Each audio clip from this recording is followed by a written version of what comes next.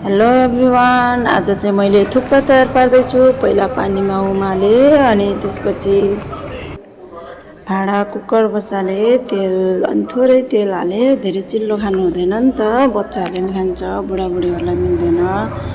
अनि त्यसमा प्याज हाले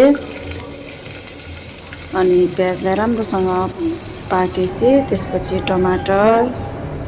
टमाटरको ग्रेभी बनाउने। अनि त्यसलाई नि फेरि एकैछिन चलाए अनि लसुन अदुवा खुर्सानीको पेस्ट हाले र त्यसलाई पनि फेरि मजाले चलाउने। अनि बेसार राखे अनि थोरै स्वाद अनुसारको नुन राखे। अनि त्यसपछि थोरै जिरा खुर्सानीको मसला अनि काटेर राखेको आलुलाई हाले। त्यसपछि बोडी बोइल गरेर राखेको थिएँ, राति भिजाएर बिहान बोइल गरेर राखेको थिएँ। फेरि त्यसलाई हाले अनि पुरै मिक्स गरे।